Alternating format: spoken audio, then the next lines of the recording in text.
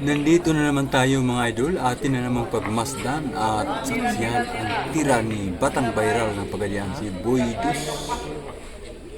Ayan mga idol, tira 3 si Boy Dus. Ayan, ang galing. Parang binaybay talaga niyang highway mga idol ng 3. Tira 4, medyo malayo mga idol, no? Malayo talaga. Pero pasok pa rin. Tignan. Tera 4, Boy Dus. Viral ng Pagadian.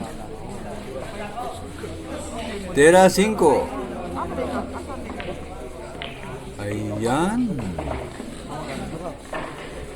Basta itong bata na to, pambihira lang to sa sablay ito.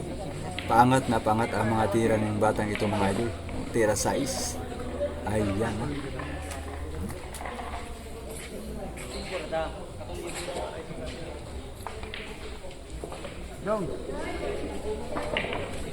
Last 2.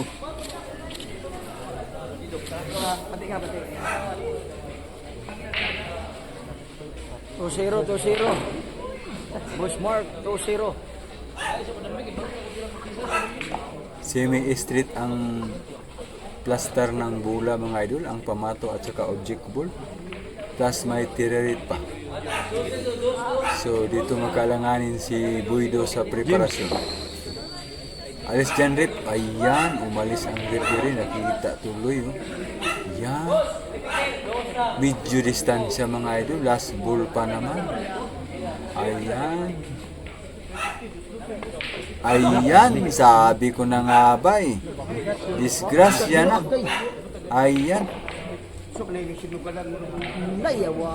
Ay, nagkaganon pa. Mahirap pa yan mga idol. Pagpilitin yan, walang pasok yun. Halos nakadikit pa ang object ball sa pamato. Talagang depensa ang diskarte dyan. Ayan. Good.